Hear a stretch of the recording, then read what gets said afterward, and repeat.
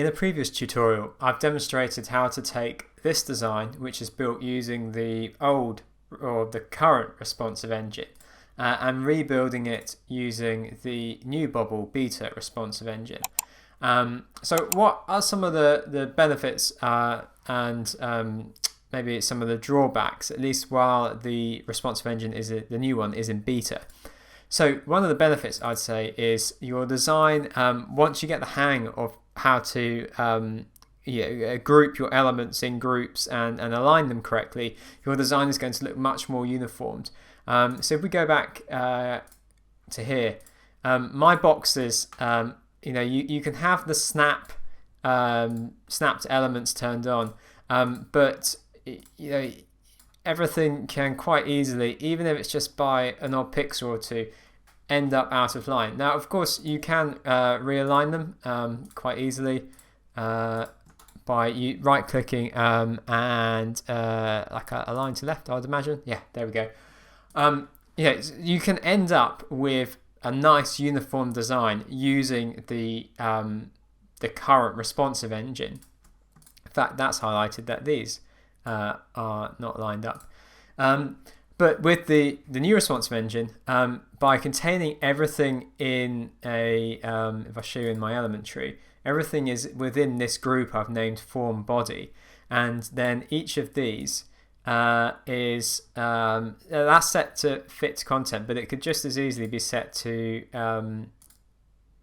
make this element 100%, because inside I have those elements set to 100%, and so that means that everything lines up because it is restricted by the fixed width of 340 that I've given the box that is the parent container of everything in my field. Another benefit is that I have this group G, which in fact I'll rename form fields, and that has enabled me to really neatly distribute and then not have to go through a whole right-click process, little adjustments. If I want to increase the gap between them, I can just enter a larger number here, and I don't have to then fiddle around with applying a margin to the bottom of all of them, but the final one, no, it just, using CSS, it just applies it in the gap, because I'm applying it to the parent. It is the gap between each of the children. And so to get if I was to take this out of there and then that out of there, I've popped it. So what I'm trying to illustrate here is that I need to group together my label and my text field, because otherwise the 35 pixel gap gets applied, and that's the distance in there. So that's why it's groups within groups. I've just undone it to, so that I end up with, it's still not quite there. There we go.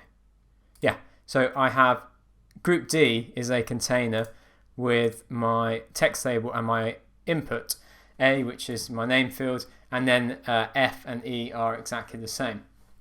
How about drawbacks? Well, a lot of plugins rely on placing a visual element on the page. Here is a plugin that, and I'll put a little, in fact, I'll use this label here. Here's a plugin that displays the user's time zone that the browser passes across. I'll demonstrate that on the front end.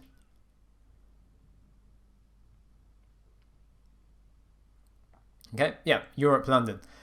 And the benefit of the old responsive engine was that you could kind of just hide this anywhere you liked on the page, and yes, you can still do that, but if it's important that it sits in this group, it takes up real height on my Bobble app. So this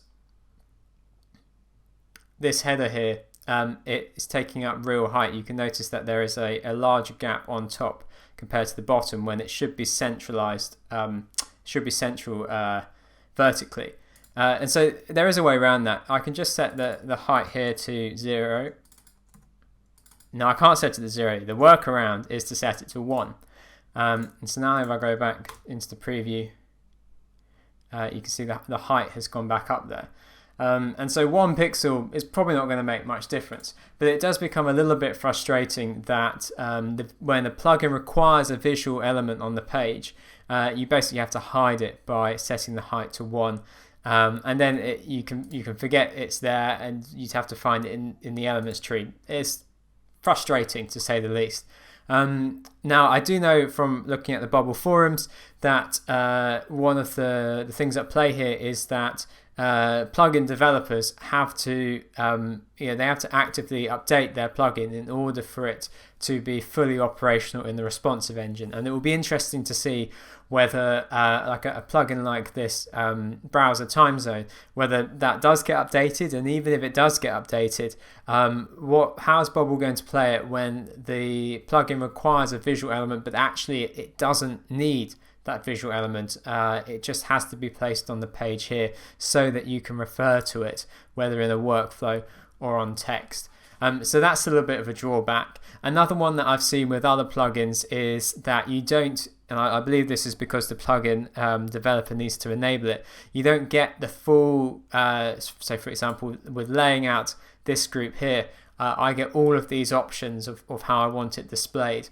But I've seen that some plugins, as many of them haven't been updated for the new responsive engine as of May 2022, that you don't get the full options here. You aren't able to set like a percentage width. You have to set a pixel width, and you can't really adjust that. Hopefully, and you can see this on the forum, hopefully plugin developers are going to pretty swiftly, as the new responsive engine, even though it's in beta, it's gaining momentum, that they will update their plugins. But you might find at this stage in the beta release of the new responsive engine that the plugin that is critical to your app working doesn't quite display so well in the if you're using the new responsive page builder. And one way of dealing with that is perhaps half of your app uses the new responsive page builder because it gives you that more uniformed approach, and then just where it's essential for you to use a visual element from a plugin that hasn't been updated, you could still use the old page builder for that.